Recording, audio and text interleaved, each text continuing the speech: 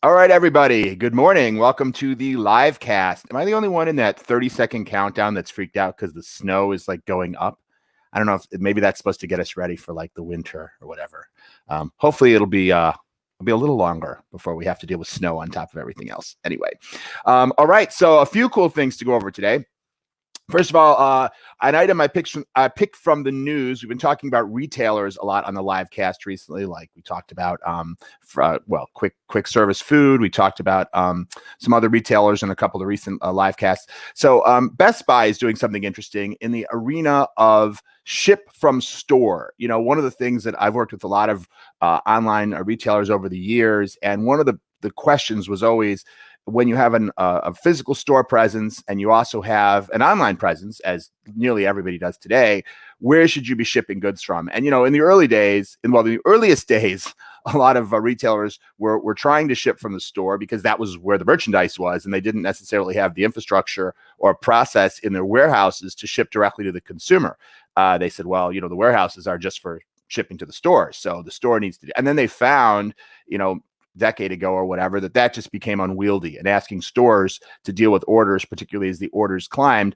So many retailers rethought that, and really when e-commerce started to take off in a major way for those retailers that we would think of as kind of traditional large brick and mortar retailers, they started to do the vast majority of their e-commerce shipping from centralized distribution centers. So much so that some really actually had quite different inventory. I've worked with a number of retailers that actually merchandise quite differently for online than they do for the store, because they say, well, we have somewhat different shopper profile, and they may want different merchandise. And so we then went through a period where for the most part, most chains were shipping from centralized distribution centers, and they may still, and in some cases, they didn't even expose you to what was available in the store. And then we sort of shifted a little further to a point where you tried to show someone, the alternatives, right? Buy online, pick up in the store. Now we're talking about 5-6 years ago, is becoming more and more prevalent, where retailers created more integrated systems that would allow you to see the online merchandise that may not be available in the store, but also the store merchandise that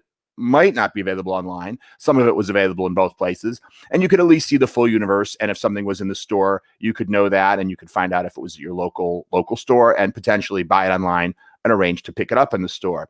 And of course, once they got to that point, it became more and more logical to say, well, to the degree we have things that are only in the store, we should allow the store to ship them back out. So we sort of saw a return to shipping from the store. And now I think we're seeing that increase even more, because partially because the increase in online orders, order online, pick up in the store, has just, of course, increased substantially with COVID. And so the stores have to be able to handle e-commerce more and more effectively, because more and more of their orders are coming in that way. In fact, Best Buy reported recently that 60% of their e-commerce orders, 60%, are either buy online, pick up in the store, or buy online, pick up curbside. So more than half their online orders are not only being fulfilled through the store, but they're actually being physically picked up at the store. And I think that as physical retailers continue their effort to compete with Amazon, they realize that one of the assets that they have that Amazon does not have at that scale is a physical store location. And so it only makes sense to use that as an opportunity to either make it convenient to pick up items that are ordered online, or even start to use those as distribution hubs to permit faster delivery for items that are ordered to the home. And that was the other announcement that Best Buy made this week, which is that of their 1,000 stores, they have designated 250 of them as like mini distribution hubs, which means that they will be using those stores not only as a physical showroom, but also as a place where e-commerce orders will be fulfilled from, and they're going to put more energy and focus into making that happen. So if you order something on the Best Buy website, you may not even realize it, but it's increasingly likely to be sent to you from the back room of a Best Buy store near you. And it's interesting because this shift, and I think we're seeing this across not just Best Buy, but a lot of retailers rethinking their distributed physical locations to be at least as focused on the world of e-commerce as the kind of classic model of the shopper who just, walks into the store to browse and buy something, is going to have a lot of implications. It's going to have an implication on store design, because it's going to mean that those stores probably need larger storage areas and shipping facilities. And so the ratio of the back of the store, so to speak, to the front of the store is probably going to shift. It may also make a shift in terms of how stores think about real estate, because all of a sudden, a store that may not have made sense, where the foot traffic wasn't sufficient to justify a store, may all of a sudden make sense in an area where rents are lower, but where it's a good sort of central location to be shipping out to a large geographic area for orders that are ordered online, or even orders that are going to be picked up. If that store is in a location which is convenient for pickup, even if it's not the best location, meaning it's not in a mall, it's not some place where you're going to get a lot of foot traffic, but it's a good place for people to say, drive through, do curbside pickup. I think we're going to see shifts in how stores are thinking about real estate. So very interesting. And again, those two things from Best Buy, one that so much of their online orders are actually being fulfilled through their stores through some form of pickup. And also now, even for those orders that they are looking to ship to the home, Best Buy is focusing more and more on fulfilling those orders through their store locations. And obviously that has an additional benefit as well, which is the last thing that a retailer wants when you go online, order something, and are trying to give you money, is to have to tell you that they don't have that item in stock. And so, and of course, in the electronic space, we know that there's a lot of SKUs and it's hard to keep them all in stock, particularly the ones that are popular. And the opportunity to leverage not only the inventory at a warehouse or distribution center, but all the inventory that's sitting in all their stores, extends their ability to provide a great customer experience by making sure that if they've got that, new iPhone or camera lens or obscure cable or whatever it is that you're looking for anywhere in their ecosystem, hopefully they can find a way to connect you with that and get it to you one way or the other, whether it's by pickup or shipped to you. So anyway, interesting shifts that are occurring in the world of retail and e-commerce. So I thought that was an interesting news item for the day.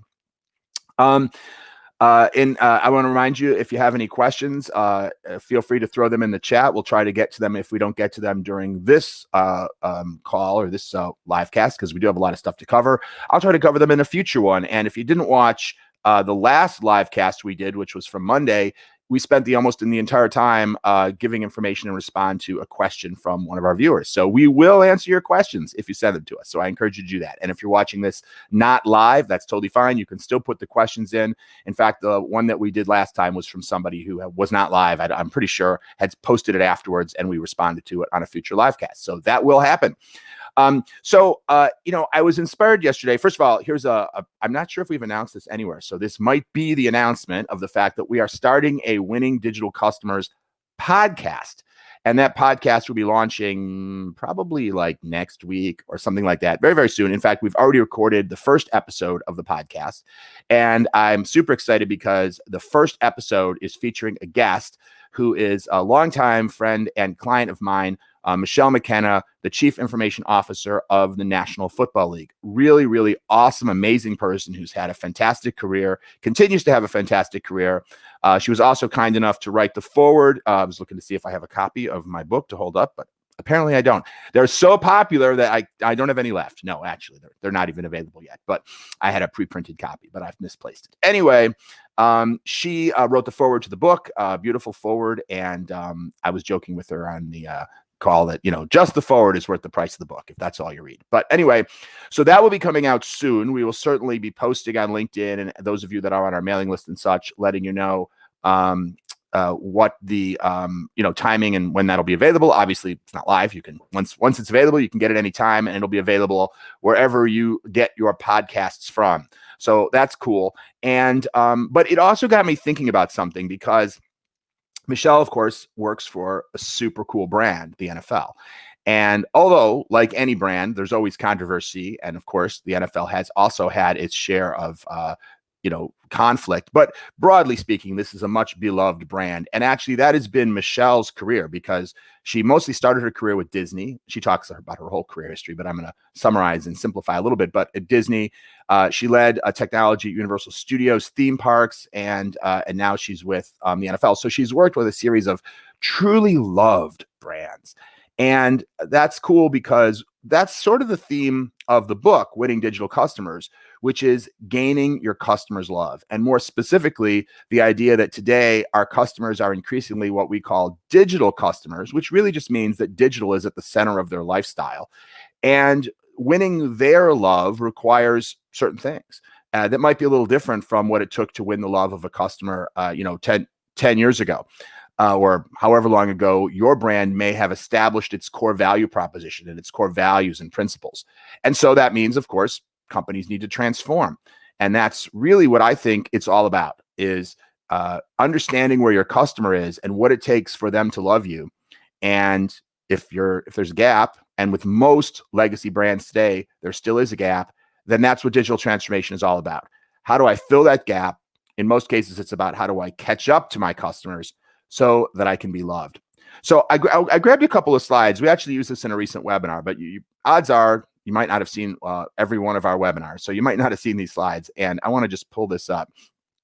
Let's see if I do this correctly. Yeah, there we go. So we talk in the book, and I'm going to elaborate here, on this idea of a love continuum. And all we mean by this is that brands are always at some level of how much they're loved by their customers in general. Now, of course, any one brand can have one customer love it, but by and large, there are those brands that are widely loved. And then if you go down the scale, well, some brands aren't exactly loved, but they're pretty popular. We call these brands resonant. People, they want these brands, they're into these brands, but they wouldn't really go so far as to say they love them. Then there are brands that we call relevant. These are brands that, they're still doing business, right? They're still, delivering for customers, but frankly, they're easily displaced by someone who may come along with an offering which is more resonant or which is even loved. But for the moment, they're still hanging in, or at least they're still more than hanging in. They're doing a solid business, but they may not be growing dramatically. And then you have brands that are irrelevant. These are brands that are still around, but they've fallen so far from when they were loved that they almost might as well be gone. And I don't mean to be harsh for the people who still have a job there. I'm sure they don't feel that way, but by and large, they used to be in a much stronger position. And now, they're sort of one step away from not existing. And then of course you have brands that are non-existent. They've actually gone out of business, but it also goes the other way. Of course, every brand started out as non-existent, right? There was a time when there was no Apple. There was a time when there was no Nike. There was a time when there was no Disney or what have you. Of course, we all start out as non-existent. And then initially we're kind of irrelevant. We're teeny tiny. We're just a little new brand. Phil Knight selling shoes out of the trunk of his car, obviously not a major player. And then we start to get a little bigger, and wow, we've got a real business going. Probably the huge players aren't afraid of you, but you start to have an actual legit decent sized business. And then of course you can get to the next level and become maybe a well-known brand that a lot of people are interested in. And then a small number of brands eventually rise up to that level of being loved. And of course, what's interesting is that today we see many new brands, relatively new brands, that are sort of rocketing their way up that scale, whether that's controversial at the moment, but a brand like TikTok, or certainly many social media brands, right? Facebook or Instagram, so beloved. Of course, nothing's beloved by everybody, but by their customers, absolutely loved. And you see, and obviously there's a whole range, whether that's Google or whether that's Amazon, Uber. So many of these brands rocketed their way up that scale in a relatively short period of time. And then we have a number of brands that used to be more loved and have been slowly falling down that scale. Rarely do they plummet to the bottom overnight unless something dramatic happens. There's a scandal or something. But otherwise, but they kind of, it's like they're holding onto this pole and they don't have a good grip and they're slowly going down. And then if you look at a few years later, it's made a big difference. So let's just look at a couple of quick examples. And is there a way for me to make these slides full screen? I think I could do that, right? Yeah. Okay. So let's see here. Oh, wait a minute. I have to do one different thing to be able to change the slides, and that's this. Okay, cool. So Sports Authority, for example, is non-existent now, right? They were the number one largest sporting goods retailer in the United States, and now they're nothing. They don't exist at all. So obviously that's an example of a brand that's non-existent. Radio Shack is an example of a brand that I would call irrelevant because they used to be very substantial. They do still exist. There are still some Radio Shacks somewhere. Maybe you've seen one. There's none near me anymore, and there used to be at least 3 or 4 within reasonable driving distance. So I don't know exactly where the remaining ones are, but so they're hovering on non-existence. But they fall into that category I would call irrelevant. No offense to Radio Shack. We'd love to help you. Companies can always move back up this scale if they have enough, stamina or determination and the right approach. And by the way, Toys R Us is an example of a brand that was non-existent. They'd followed them all the way down to non-existent. They went bankrupt and out of business, and they closed all their stores and they closed their website and they were gone. And now through new investment, now they're moving their way back up that scale with just a few stores. So I would say they're still pretty irrelevant in the grand scheme of things. I think Radio Shack probably still has more stores than Toys R Us at this moment, but they have the opportunity to continue to climb back up that scale. And could they become loved? I would say that was a brand that was fairly loved. I know when I was a boy, I loved Toys R Us. So I think they have an opportunity. And any brand does, really. Any brand can move up or down the scale. This is just a snapshot. So, but now let's look at someone like Macy's, right? Macy's is a company that we love, and I go to the Macy's Thanksgiving Day Parade most years with my kids, and we're neighbors with them because our main office is in Midtown Manhattan, and so is their main Herald Square store. But to be honest, this is a brand that is no longer truly resident. It no longer is an apparel brand that most people are looking to, but they certainly still do business. People certainly still shop there. And again, they have the opportunity to move their way up the scale or the risk of sliding further back down that scale. Now let's look at a brand like Verizon. Verizon, I would consider to be resident. This is a brand that is an important part of a lot of people's lives. I don't think that they reach love. I think there's a lot of points of pain in their customer experience still, and I'm guessing they would agree. But nevertheless, many people are doing business with Verizon in multiple ways, maybe for their internet connectivity, their cable, their mobile phone, and they're constantly improving. And they're a brand that I think is a very, very, very important player. I think they're still the largest employer in the New York City area. It's a major brand, but it's not just their size. It's a brand that has reasonably positive customer perception, even though yet I don't think they've really reached that level of being loved. And then let's take a brand like Disney, a brand that really has done an amazing job of not only being loved, but being loved through multiple generations. And that's really hard. There's a lot of brands, maybe a brand like Woolworths that was loved at one time and now is long gone. It's one thing to become loved by one generation. And we'll see whether today's brands that have zoomed up are still going to be loved. I think it's safe to say that my kids do not love Facebook. Facebook has its market, but it's an aging market. Now, it's not that aged of a market yet, but is Facebook going to be a brand that remains loved through generations, or is it going to be a brand that spikes up, is loved by one generation, and then doesn't sustain through multiple generations? And by the way, even doing that is a major feat, right? A major accomplishment. Nevertheless, you have to give the hat trick award to those companies, those few companies that are able to sustain customer love over long, long periods of time. And so I sort of said some of this, but Sports Authority went from the largest sports retailer in the U.S. with over 450 stores to bankruptcy. And it's not like nobody's buying sporting goods anymore, right? In terms of the opportunity space, right? I mean, you hear stories of you're in the buggy whip business, right? And they stop buggies. Cars come along and no one's making horse buggies, so you don't need to be any buggy whips. I don't think we have too many examples like that in the world today. There might be some, but Sports Authority is not one. I'll tell you, the false sports are starting. Thankfully, coronavirus has subsided a little bit in my area, so my kids are able to go back to some of their sports. My son's playing flag football. My daughter's playing softball. And man, that cash register was ringing with all the stuff they needed: balls and bats and pads and cleats. You know what a pair of cleats costs? It's crazy. And they're going to outgrow it next year, and I'm going to be buying more cleats. So bottom line is, this is not a business that's gone away. This is just a brand that stopped being relevant in terms of the customer experience they were providing, in terms of the way they were interacting. And, there may be other problems too, right? Investments, real estate holdings, their financing structure. Of course, there are many things that cause a business to become insolvent. But in my mind, when a business goes out of business, while there's always multiple factors, there's usually the one fundamental factor is that they're just no longer that relevant to their customers. Because if you are highly relevant to your customers, if you are a loved brand, then these other problems get solved. Oh, there's a financing issue. You get refinanced. Oh, there's a lawsuit. Well, you deal with it. You settle it, or you resolve it in court. there's other problems. Every business has problems. But when you don't have the love of your customers, when you don't have good, solid revenue coming in, you don't have a viable or a popular or a successful value proposition with your customers, well, then all those other problems can be what consume you. But in the end, could have been overcome had you had that. But just as an example, Dick's Sporting Goods announced this week that their sales are up 194% year over year, because many of you know probably, but one of the categories which really surged during coronavirus was sporting goods, because people couldn't engage. They couldn't go to the gym. They couldn't engage in the outdoor activities that they might have otherwise. So everyone wanted to buy home exercise equipment and different types of sporting good material. But you have to really give credit to Dick's, because nevertheless, they're what you might call a traditional retail store. Their online sales were up 194%, but that was enough to drive their total sales to be up 20%.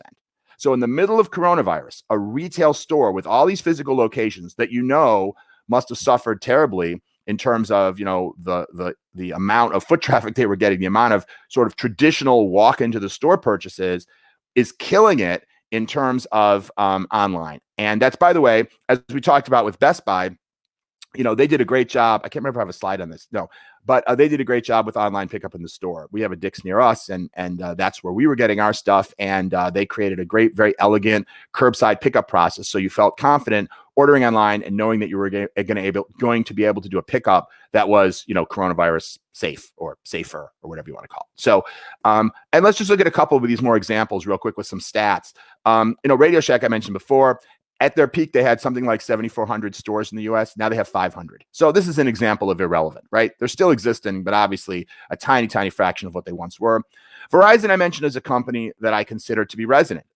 Over the last 5 years, just as one metric, their stock has grown 33%. This is, in a period where there's been obviously stock market appreciation, maybe not huge in all categories, but that's, a reasonably solid business growth, particularly considering the size of the company overall to begin with. But just as a point of comparison, Apple stock in that same time period is up 440%. So when you're a loved brand, your opportunity and these guys are in some ways in similar categories. Now you could argue, well, they're quite different. One is making devices and one is selling the services over which the signal goes. That's true. But broadly speaking, they're both benefiting from the massive surge in connectivity and the massive surge of digital and mobile and all these things. And both are doing well. But one is a resonant brand and one is a loved brand. And I think that's the kind of difference that you see. And let's look at one more example here, which is Disney. So Disney recently launched a Netflix competitor, basically, called Disney Plus. They launched it in November.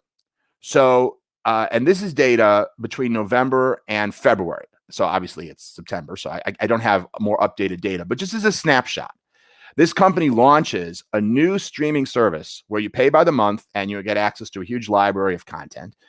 And they are now at 28, or they were as of February, 28.6 million subscribers compared to Netflix, 62 million. So just a hair under half of the number of subscribers of Netflix, who's been doing this for a decade, who's the most popular player in this marketplace. This is the power of a loved brand. You're able to bring a new product to the marketplace. And while, of course, it's consistent with Disney's brand in that it's media, it was Disney had not previously had anything remotely like this kind of streaming service. And you have enough love, enough equity with your customers that they trust you enough to sign up for that service. And you can create a new product in the marketplace and have it do this well in such an incredibly short period of time. So this is some of the power of having a brand that's truly loved. And let me go back to my, I'm just going to switch back to take the slide off here. So this is a lot of what the book, Winning Digital Customers, is about, which, by the way, will be released. I believe the date is now October 18th on ebook and sometime after that in hardcover. And we'll certainly make sure you all get the information on how you can get a copy of it. By the way, if you are interested in reading the first chapter for free, you can access that at wdc.ht/chapter. I don't know, Caitlin, do we have that? We can throw it up there somewhere. I think we probably do. There we go. Thank you. So if you go to that URL, you can access the first chapter for free. And I would love your thoughts and feedback and any questions that you have. I think somebody did ask us a question, and here we go. Oh, it's gone. Caitlin, do you remember that there was a question that someone asked? Yep, I'm going to put it up on the screen. Okay, cool. Neil, hey Neil, how's it going? So he asked, Howard, what's your view on the role of the contact center in the ecosystem of the digital customer? That's a very interesting question. I think there's many roles. First of all, human contact is still very, very important. One of the things that we sometimes jokingly say when we think about digital transformation is your customer does not want to talk to you. And in many cases, that's true. Customers, and we've done many surveys and market research studies that show that in many scenarios, customers massively prefer self-service. If they can just go online and in a couple of clicks do what otherwise they'd have to call and wait for the phone to ring and then talk to a person and explain the situation and have them say, hang on, let me check, clickety, clickety, clack, and all that, and then spell their name and spell their address and all that. People, by and large, would prefer to avoid all that and do something that is much more streamlined for them. And of course, as businesses, that's almost always less expensive for the business as well. So when that interaction can occur that way, then very often that's beneficial. But there are other scenarios in which connecting a human with a human being is very, very important. Certain products like life insurance tend to really benefit and have much higher conversion when you're able to talk to a person. Certain customer service situations, like an insurance claim, for example, unless it's a minor one, like something like I forgot the name of the one now that, like for apartment, something broke. But if it's a major claim, like a car accident, you want to talk to someone. We're doing a lot of work right now with AAA Motor Club. And one of the things that we've learned is that depending on the situation, the customers very often want to talk to a human being. They're stranded by the side of the road. They don't want to just be on an app. So I think that's one angle, which is to recognize and take a look at what are the situations in terms of your customer journey that you really want to drive to customer self-service because they'll be better for the customer and better for you. And what are those situations where you actually serve the customer better by giving them a human contact. And of course, there are also similar situations where you can simply get your outcome better if you speak to them in person. You can more effectively sell. A human can usually more effectively sell a well-trained person than anything you can do digitally, especially if they have the opportunity to use digital tools as well, such as through tools like whether it's Zoom or online selling tools, so the person can show them something online while they're speaking. That's very powerful. But depending on what you're selling and the price tag, that may or may not make sense. But if it's a high ticket item, then it may be that well worth the cost and you can more effectively sell as well. And then I'll just rattle off a couple more things that occurs to me now. There's so much to say on this topic. It could be a whole live cast. And I know we're pretty nearly at time today, but I'll just mention a couple other things. Certainly, online chat is incredibly important today and as a much quicker than traditional voice. And you say contact center. So of course, you're already acknowledging the fact that, that doesn't necessarily mean call center.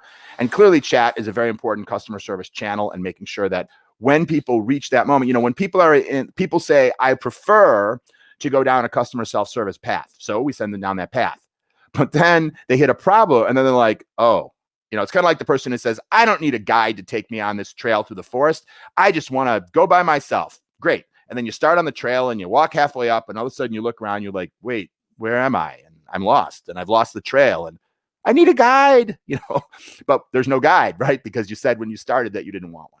So that's part of the opportunity of customer service chat is to say, okay, you were on your own, you were doing great, but you ran into a little bit of a problem. And there's always someone there waiting to help you just do that one little piece. And I think certainly making sure that you have that set up well and well integrated into your digital journey so that you don't have a chat pop up and the person says, hey, what can I help you with? And you're like, well, I just submitted an order and, I need to know when it'll arrive. And the person says, okay, what's your order number? And then you have to go back to your email and be like, let me find it for you. I mean, that's not a very elegant example. Whereas, if you're halfway through and the person can pop up and see, hey, I see that you put this item in your cart. And, what's your question about item, blah, blah, blah, that I know you're in the process of purchasing. I'm knowledgeable about that product. That's such a better customer experience because now the personal component is integrated into the, what we know about the portion that you did via self-service. And the last comment I'll make about this, and we talk about this actually at some length in the book, is the value of contact centers for improving digital experiences, even when you're not focused on any part of the contact center experience, because they are amazing research environments. And so if we're working on, let's say, an app that's meant to handle self-service transactions, we'll very often say, hey, we want to spend a few days in the call center listening in on calls and talking to call center reps, because they understand the customer. And whether they talk to them on the phone or by chat is not so much the point, but they understand the customer. These are people who interact with your customer all day long. If you read the Malcolm Gladwell bestseller Outliers, he talks about how people become experts at something, like someone who becomes a concert pianist or a professional athlete. And what he talks about in that book is that it takes 10,000 hours of practice to become awesome at something, like professional, like someone who'd play at Carnegie Hall, or a professional soccer player. And the theory that he puts forward in the book is that the people who make that level of success are not necessarily the most talented people. They're the people who have the most determination, who have the most enjoyment of that, and the opportunities to sort of move up that curve to get to the point where they have those 10,000 hours to get that good. And it's more about the time than anything else. And so what I would point out to you and everybody is that when you have contact centers, you usually have people who've been sitting in those contact centers for years and years. And if somebody has been talking full time to your customers via chat or phone or whatever, 40 hours a week, 50 weeks a year, that's 2,000 hours a year, which means if you have somebody doing that for 5 years, and okay, let's throw in, there's some training time and maybe they have more than 2 weeks vacation. So let's round it up to 6 years. That means that they've hit that threshold of 10,000 hours of talking to your customers, at least if it's a busy call center. They're not sitting around all day. Those people are experts. They are concert pianist level, knowledgeable people about your customers. So when you're trying to create an experience that meets the needs of those customers, man, oh man, you want to leverage those customer experts, the ones that have been there a while. And furthermore, listening in on their interactions with customers, it's a great and inexpensive research technique because you don't have to recruit those customers. You can just listen, and you can do this with call recordings too. And most contact centers have huge databases of recorded calls.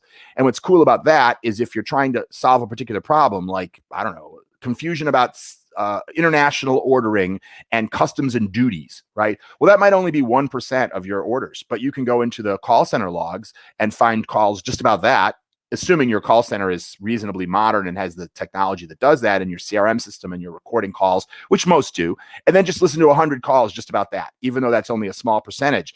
And then start to understand what challenges customers are facing and what situations they're facing. Because very often we'll do that and we're like, oh, listen to this guy. He's raising a good point. We better make sure the app can do this or the website can do that. Again, even if we're not trying to do anything to make the contact center better. Because after all, the contact center is where all the problems go, right? Anyone who can't figure out how to do it online or in your app is calling the call center. So, or connecting with them on chat. So leverage that information to continue to make your digital experiences better. So Neil, hopefully that gave you the information that you were looking for. I wish on this platform we had a way of chatting back and forth, like you could chat back or whatnot, but I know there's this delay, so it's tough to do. But I really appreciate your question. Thanks so much. That was fun to add to our live cast today. Put us a little over, but hopefully it was worth it. And with that, I will definitely sign off because we're way over our normal time. I will let you guys know if you're connected to me in one way or another by LinkedIn or email or whatnot about when the podcast is launching, as well as, of course, when the book is launching. And if you're not, please do. If you sign up for the free chapter, that'll automatically put you on our mailing list, of course. And as well, you can follow me on LinkedIn or any of the other social media platforms to make sure you get those notifications. And with that, thanks for watching. Thanks for your question, Neil, and have an awesome day, everybody.